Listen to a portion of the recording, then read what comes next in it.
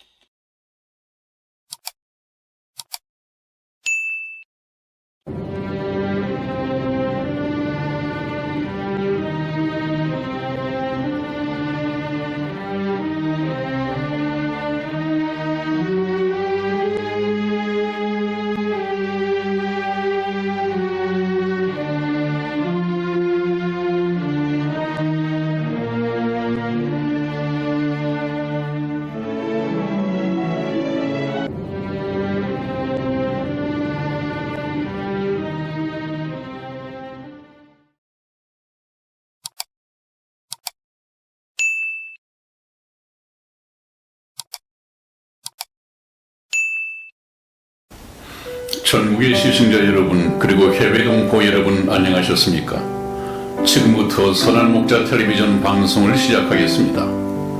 먼저 하나님께 기도드리겠습니다.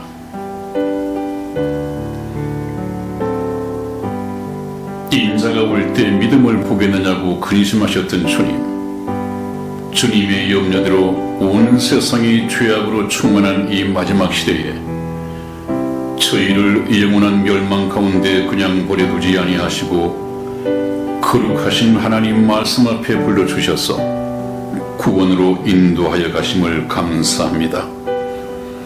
종류에 처하나 깨닫지 못한 자는 멸망당할 짐승과 도다라고 말씀하신 하나님 아버지, 인생이 어디서 오며 어디로 가는지, 주어진 인생을 어떻게 살다가 마감해야 하는지, 인생의 목적과 인생의 참된 가치조차 모른 채 그저 영원히 멸망당할 짐승처럼 살아가던 저희들에게 이 시간 인생의 참된 가치와 목적을 알게 해주시고 인생의 근본 문제가 무엇인지 알게 해주셔서 이제부터는 우리 모두 하나님께서 기뻐하시는 뜻을 따라 살아가도록 결단하는 귀한 시간 되게 인도하여 주시옵소서. 아멘.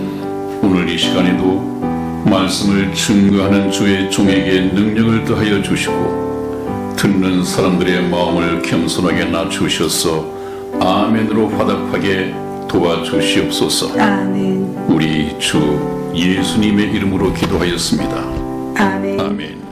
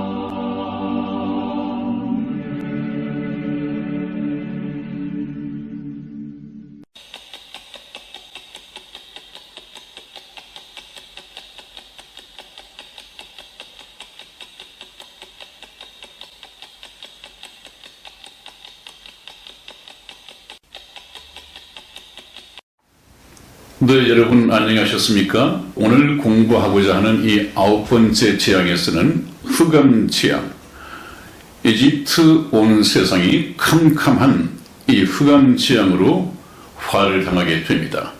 그 말씀을 우리가 성경에서 찾아서 읽어드리겠습니다.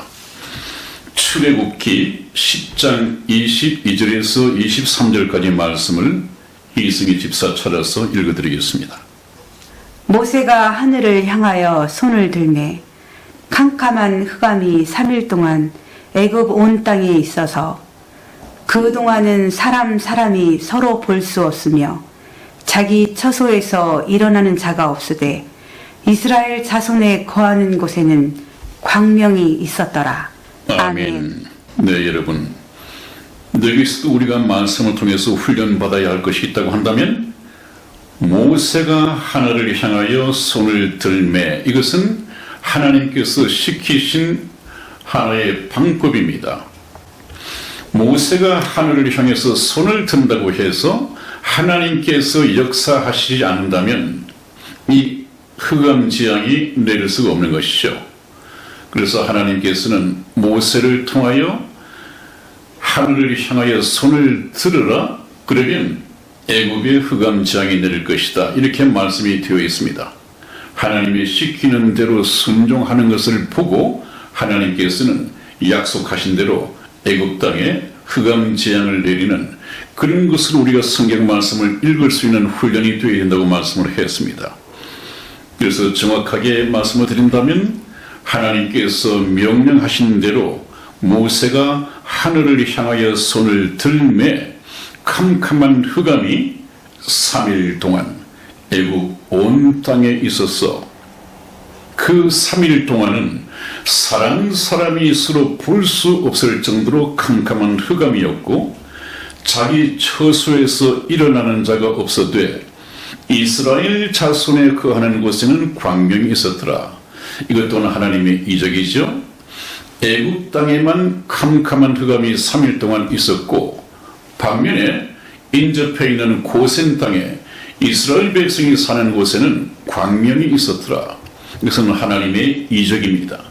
하나님의 참 능력은 놀랍죠. 그래서 그 능력을 전능하다 그렇게 말을 합니다. 전능하다고 하는 것은 우리 인간보다도 능력이 조금 나은 것이 아니라 아예 능치 못하시는 일이 없다. 그러한 능력으로서 우주와 그 가운데 있는 만물을 지어 만드신 분이 창조주 하나님이시죠. 그 다음에 바로가 이 흑암 재앙이 있고 난 이후에 소위 말하는 제3차 스몰 D를 제안을 합니다. 꼭 미국의 트럼프 대통령의 북핵 이 비핵화 조치를 취하는 과정을 보는 것 같죠. 출애굽기 10장 24절 말씀을 찾아서 우리 이승희 집사 읽어드리겠습니다. 바로가 모세를 불러서 이르되 너희는 가서 여호와를 섬기되 너희 양과 소는 머물러 두고 너희 어린 것은 너희와 함께 갈지니라. 아멘. 아멘. 네. 지난번 메뚜기 재앙이 있었을 때 너희는 남정만 가서 남자들만 가서 부녀들과 아이들과 우양 짐승들은 두고 남정들만 가서 하나님께 예배를 드리라 그렇게 허락을 했는데 그것은 모세가 받아들이지 않았습니다. 하나님의 목표는 그것이 아니었습니다. 오늘에도 바로는 3차 스몰 D를 제안하는데 내용이 무엇이냐 하면 너희 양과 소는 머물러 두고 그래 이제는 남녀노소 이 사람은 전부 다 가도 좋은데 너희의 양과 소는 머물러 두고 너희 어린 것까지는 너희와 함께 데리고 가라. 이것도 제한된 스몰 D이죠. 완전한 이 딜이 아닙니다. 빅 딜이 아닙니다. 하나님의 빅 딜은 이스라엘 백성과 백성에게 속한 우양 짐승까지 한 마리도 남기지 않고 전부 해방받는 것입니다. 그것이 어디에 나와 있느냐 하면 출애굽기 10장 26절 말씀에 보면 하나님의 목표는 이스라엘의 완전한 해방이다 하는 것을 우리가 확인할 수 있습니다. 출애굽기 10장 26절 말씀 이승희 집사 찾아서 읽어드리겠습니다. 우리의 생축도 우리와 함께 가고 한 마리도 남길 수 없으니 이는 우리가 그 중에서 취하여 우리 하나님 여호와를 섬길 것이니며 또 우리가 거기 이르기까지는 어떤 것으로 여호와를 섬기는지 알지 못함이니이다. 아멘. 그렇습니다. 이 바로가 3차 스몰디를 제안했을 때 너희 양과 소는 머물러 두고라는 이 제안을 했을 때 바로 하나님의 종인 모세는 한 마리도 남길 수 없으니 그랬습니다. 생축도 우리와 함께 가야 되고 생축 가운데에서 한 마리도 남길 수 없다. 완전한 패반이 이루어져야 한다 하는 하나님의 메시지를 타협을 할 수가 없습니다. 중간 타협이 있을 수 없습니다. 하나님의 뜻이 그대로 문자 그대로 이루어져야 합니다. 네, 그래서 9번째 제안까지 말씀을 들었습니다. 그래도 바로는 이스라엘 백성을 내보내지를 않았습니다.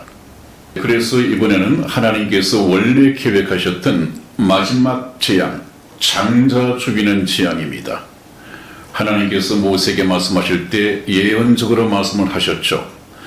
이런 9가지 재앙을 다 우리가 실행을 한다 하더라도 바로는 항복하지 않을 것이다. 그러나 마지막 10번째 장자 죽이는 재앙이 이루어진다면 그때 내 백성을 보낼 것이다. 그렇게 예언적으로 말씀하셨던 장자 죽이는 재앙까지 왔습니다. 이 성경 말씀 출애굽기 12장 29절에서 30절까지 말씀을 이승희 집사와 제가 교독해 드리겠습니다. 29절 말씀입니다. 밤중에 여호와께서 애굽 땅에서 모든 처음 난 것, 곧 위에 앉은 바로의 장자로부터 옥에 갇힌 사람의 장자까지와 생축에 처음 난 것을 다 치심해 그 밤에 바로와 그 모든 신하와 모든 애굽 사람이 일어나고 애굽에 큰 호곡이 있었으니 이는 그 나라에 사망치 아니한 집이 하나도 없었음이었더라. 아멘. 네, 여러분 한번 보십시오. 밤중에 하나님께서는 애굽 땅에서 모든 처음 난 것 위에 왕 위에 앉아 있는 이 바로 왕의 장자로부터 심지어는 옥에 갇힌 사람, 여기 옥에 갇힌 사람은 가장 미천한 사람, 왕에서부터 가장 미천한 백성의 장자까지 뿐만 아니라 생축에 처음 난 것까지 다 치심에 심판은 그야말로 혹독했습니다. 그 밤에 바로와 그 모든 신하와 모든 애굽 사람이 일어나고 그랬습니다. 밤중에 잠을 자고 있다가 죽음의 재앙이 잠을 자고 있는 밤중에 나타났기 때문에 애굽인들이 놀라서 급히 일어난 상황을 말씀하고 있는 것이죠. 애굽 사람이 일어나고 애굽에 큰 호국이 있었으니 아마 그 어떤 죽음보다도 큰 호국이었을 것입니다. 왜냐하면 이 애굽의 전통의식에 따르면 그 당시 장자라고 하는 것은 자기들 족보, 이 가계를 이어가는 대들보와 마찬가지이고 또 동시에 그 장자에게 모든 소망이 걸려있다고 믿고 있었습니다. 그 가계의 대들보가 무너지기 때문에 얼마나 슬픔이 컸겠습니까? 하나님께서는 그 장자 죽이는 재앙을 감행하셨습니다. 그래서 그 나라 애굽에 사망치 아니한 집이 하나도 없었다. 심지어 바로의 왕의 아들까지 말입니다. 여기 보면 지금 바로 왕의 아들이 죽어 있습니다. 방법이 없습니다. 하나님께서 하시는 일은 문자 그대로 이루어질 것입니다. 하나님 앞에 인간은 아무것도 아닙니다, 여러분. 그러나 하나님 앞에 구원받은 성도는 참 존귀한 자죠. 하나님께서는 구원받은 성도들을 참 존귀한 자, 모든 즐거움이 그들에게 있도다 하실 만큼 아끼시지만 하나님을 대적하는 저런 영혼들은 바로 마귀의 자식이기 때문에 하나님이 보실 때는 원수입니다. 그러나 지금은 하나님께서 그들마저도 회개하여 하나님의 백성이 되도록 이 세상을 사랑하고 계시지만 잠시 잠깐 후에는 이제 하나님께서 세상을 버려야 할 이런 때가 다가오고 있습니다. 구원받을 수 있는 기회의 문이 닫히기 일보 직전에 있습니다.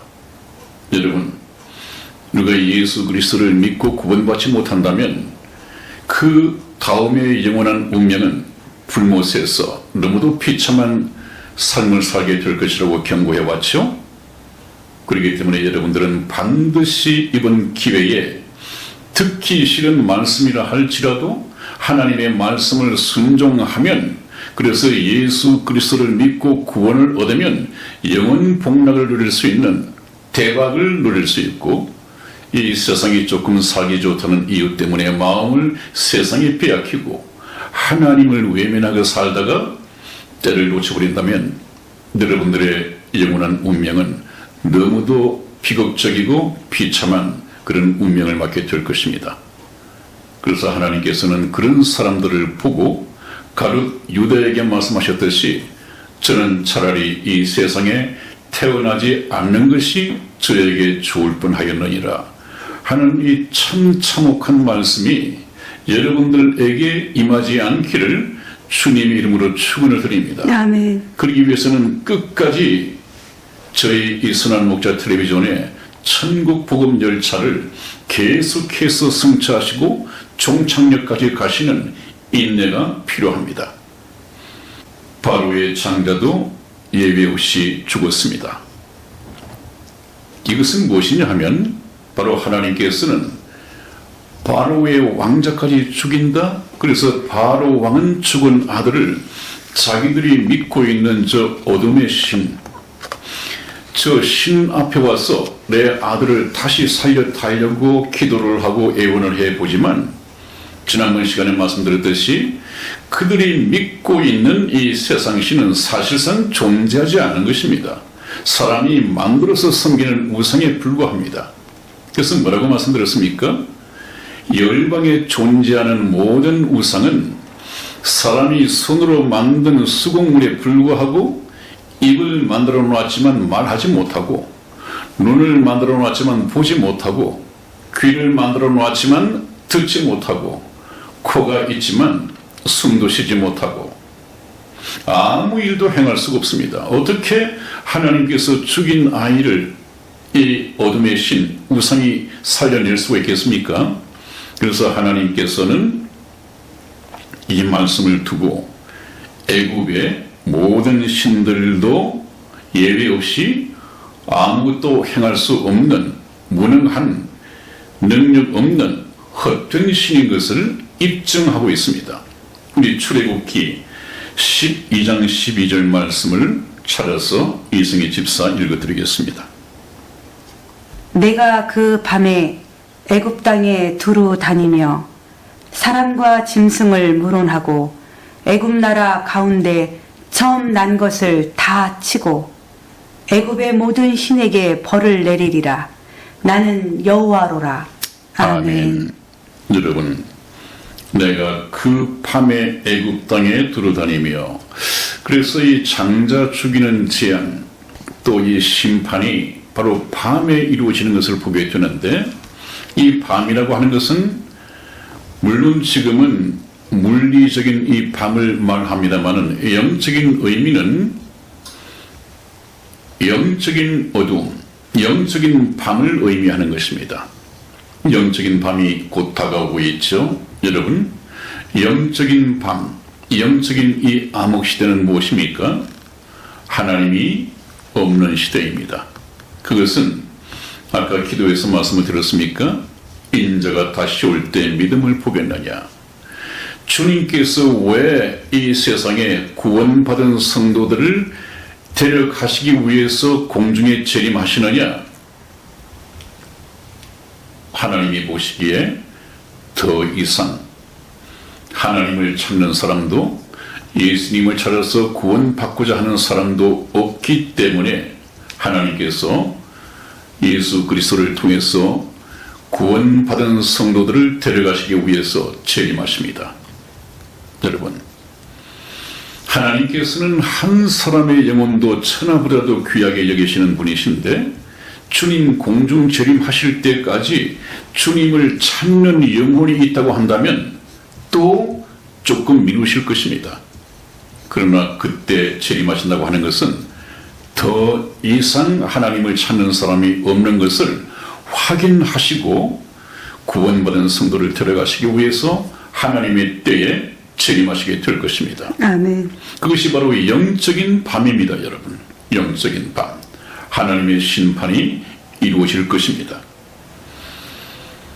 그래서 한번 말씀을 보면 그 밤에 애굽 땅에 두루 다니며 누가 죽음의 천사가 장자를 죽이는 죽음의 천사가 애굽 땅에 두루 다니며 사람과 짐승을 물어나고 상관없이 사람이든 짐승이든 애굽 나라 가운데 처음 난 이 장자 또는 처음 난 짐승, 처음 났다고 하는 것은 바로 상속자들이죠. 이 대를 끊어버리고 멸망시킨다는 말이에요.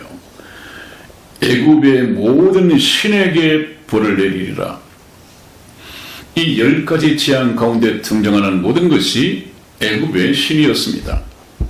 그 신들에게 벌을 내린다고 하는 것은 너희들이 믿고 있는 이 신은 헛된 것이고 신이 될 수가 없는 것들이다. 그런 잘못된 신을 섬기는 일에서 회개하고 돌이켜서 참된 신을 섬겨야 한다. 참된 신은 누구냐? 유일하신 이 온 우주를 창조하시고 너희를 창조하시고 또 너희를 구원하기 위해서 인류 역사를 계획하시고 너희를 구속하실 하나님만이 참된 신이시다.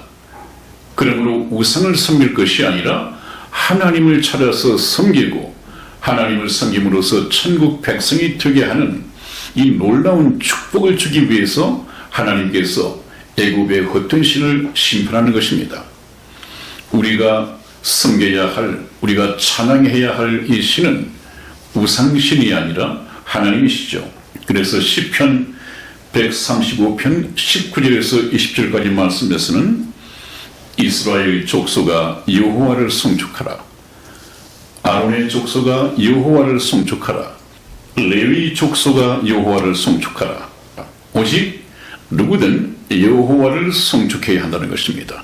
하나님만이 참된 신이신 것을 하나님께서는 알리시고 또 그것을 믿고 하나님만 섬기도록 올바른 신을 찾아서 섬기도록 하나님이 역사를 통해서 교육하고 계신 것이죠. 오늘날에도 교회당을 다니면서 목사님을 통해서 설교 듣는 예수 하지만 다른 예수, 다른 복음, 다른 영을 믿는 이런 교인들이 엄청나다고 말씀을 드렸습니다. 상당 부분이 그렇습니다.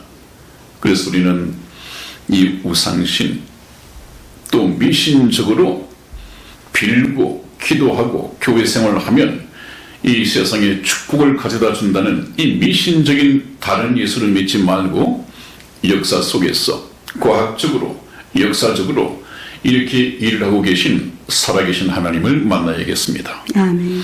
그래서 이번에는 여호와께서 첫 유월절을 제정하신 유월절의 이 유래 첫 시작을 우리가 보게 됩니다.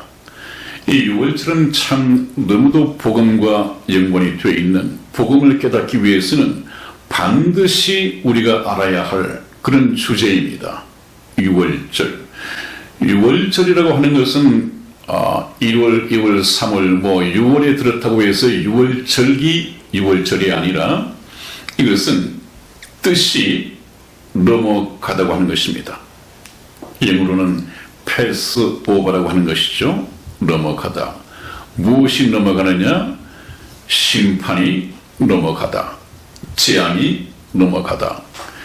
이 말씀의 깊은 폭넓은 얘기는 복음과 직결되어 있는 부분이고, 이것을 깨달아야만이 복음을 깨달을 수 있기 때문에 이 천국 복음 마지막 시간에 복음을 얘기할 때 상세하게 말씀드리겠습니다만은, 우선 이왕 나온 김에 원시적인 복음이라고 생각을 하고 좀 짚고 넘어가고자 합니다.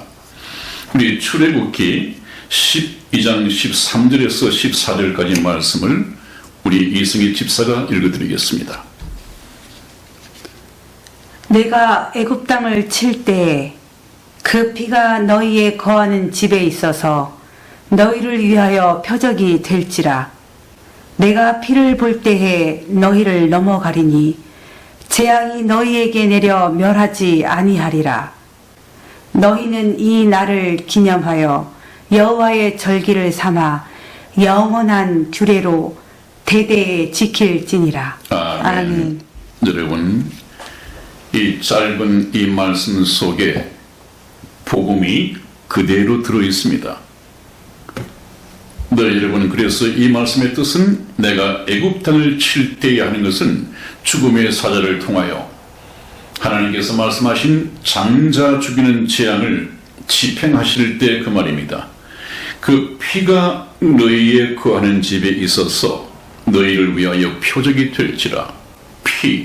피와 살아남을 수 있는 이 표적이 이퀄, 바로 연결되어 있습니다. 이 표적은 누가 보는 거겠습니까? 죽음을 집행하는 죽음의 천사가 보는 것이죠. 저 그림처럼 문 임방과 좌우 설주에 피가 발려져 있으면 하나님께서 말씀하시기를 그 집은 장자를 죽이지 말고 넘어가라. 패스 오버입니다. 그것이 바로 유월절입니다, 여러분. 그것은 저 집을 심판하고 장자를 죽일 것이냐 죽이지 않을 것이냐 심판하는 그 표적은 바로 피가 발려져 있느냐 없느냐. 피입니다. 피. 내가 피를 볼 때에 너희를 넘어가리니 하는 것은 무엇이 넘어간다고요? 죽음의 심판이 넘어간다는 것입니다. 이것은 원시적으로 유월절에 관계되는 것이지만 이 모형적인 설명을 통해서 하나님께서는 오른쪽에 2000년 전에 예수님이 십자가에 달려 있습니다. 저 예수님이 바로 유월절의 어린 양이라고 했죠. 예수님을 유월절의 어린 양이라고 하는 것은 바로 여기 유월절에 기인해 있습니다. 오늘 이 본문에서 유래되어 있습니다. 오늘 이것은 모형이고 오른쪽에 예수님이 십자가에 달려있는 것은 바로 실체입니다. 저 모형이 예수님의 십자가를 통해서 이루어졌단 말이죠. 성취되었단 말이죠. 그러면 예수님께서 십자가상에서 달리신 저 영적인 의미는 무엇이냐? 우리 모두는 아담의 피를 이어받고 이 세상에 태어난 모든 인간은 죄인으로 태어나기 때문에 평생 동안 죄를 짓고 살다가 한 번 죽는 것은 사람에게 정하신 것이요 그 후에는 심판이 있으리니 전부 다 심판을 받아서 지옥을 거쳐 영원한 불못에서 세세토록 고통받으면서 살아야 하는 것이 타고난 운명임에도 불구하고 하나님께서는 구원의 길을 예비하셨습니다. 모든 사람들이 다 지옥 심판을 받아야 하되 예수 그리스도의 피, 예수 그리스도의 피가 내 속에, 내 마음 속에 뿌려져 있는 사람은 하나님께서 심판하지 않는단 말이죠. 그러므로 예수를 믿는다고 하는 것은 저 십자가의 보혈과 불가분의 관계에 있고 떼놓고 생각할 수가 없습니다. 그래서 우리의 신앙생활은 예수 그리스도의 십자가의 피로서 우리의 죄를 씻음 받는 것에서부터 출발을 하게 됩니다. 그 출발점이 없고서는 아무리 100년을 다니고 200년을 교회당을 다닌다 하더라도 그 죄가 거저 있습니다. 그렇기 때문에 피를 볼 때에 넘어가리라 한 것은 하나님께서는 이 예수 그리스도의 피가 내 속에도 뿌려져 있느냐 없느냐 이것만 보십니다. 그래서 우리가 이 복음을 에덴 동산에서부터 그 다음에 가인과 아벨의 제사에서부터 쭉 피의 역사를 공부해 오고 있는 중이죠. 오늘 이 6월절에서는 상당히 그래도 가시권에 들어왔습니다. 많이 구체적으로 언급이 되고 있습니다. 더 정확한 것은 신약에 와서 예수 그리스도가 6월절에 어린 양으로 오셔서 우리 죄를 대신하여 십자가상에서 피 흘려 돌아가신 데서 그의 절정을 이룹니다.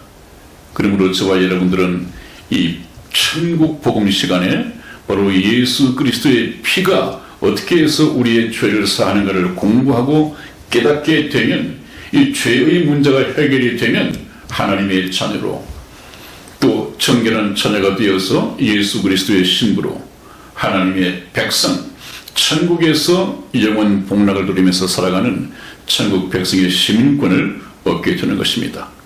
이것은 좀 더 정확한 것은 복음 시간에 말씀을 드리도록 하겠습니다.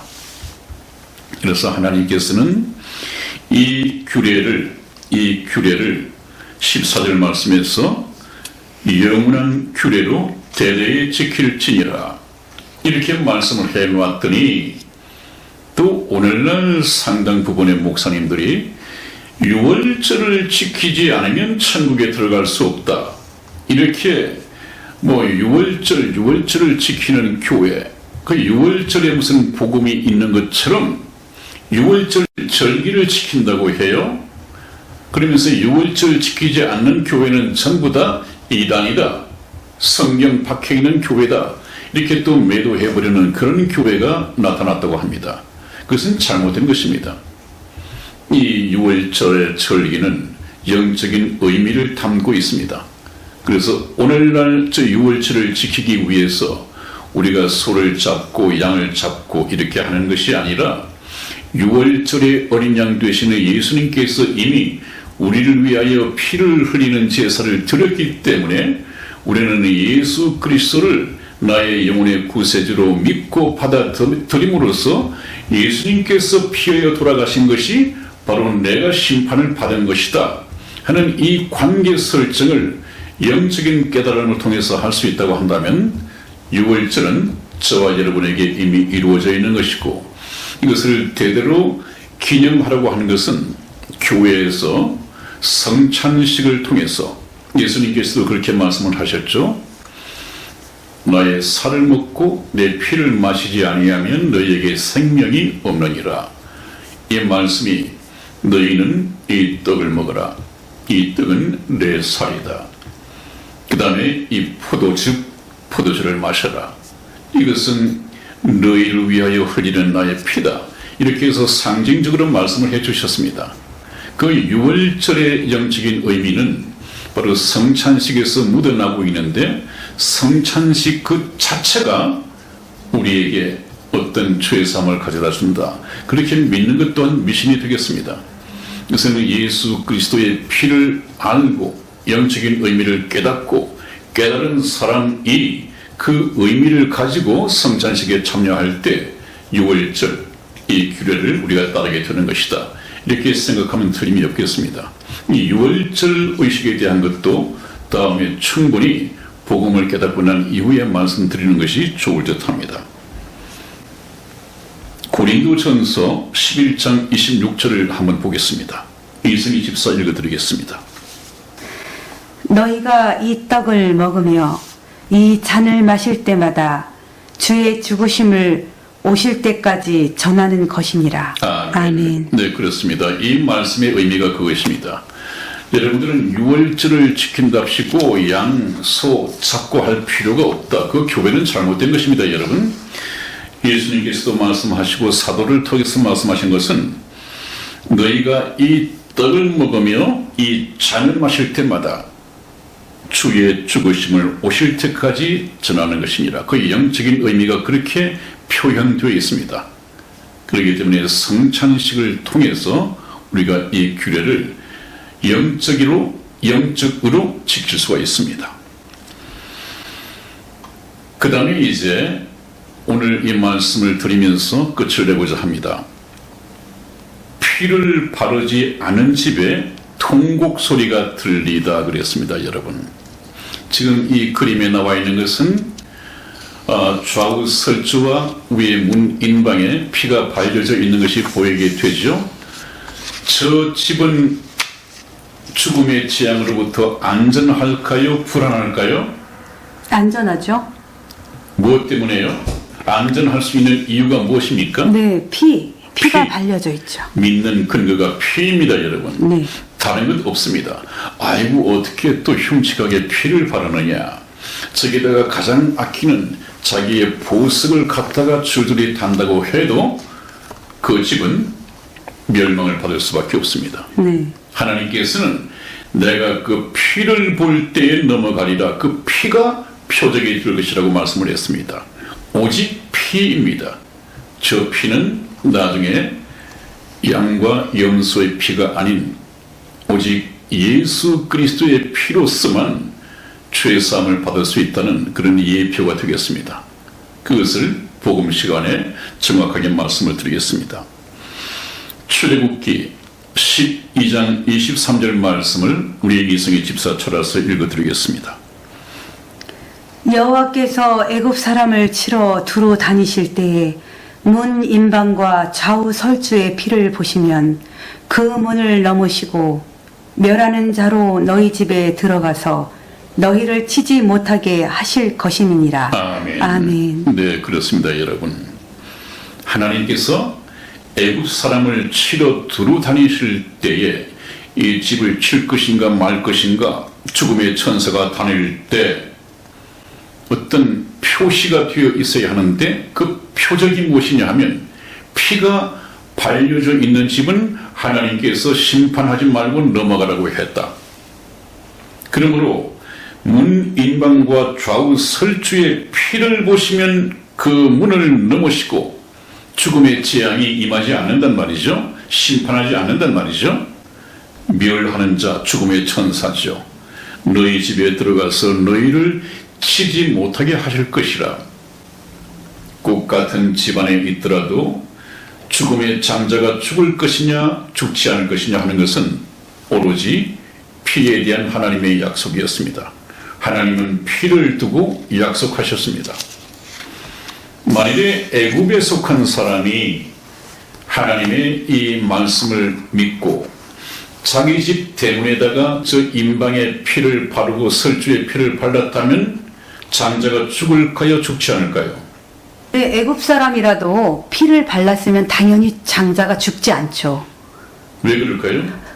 피의 약속이 있잖아요. 그렇습니다. 네. 애굽에 속한 사람이든 사람이라도. 애굽에 속하지 않은 사람이든 네.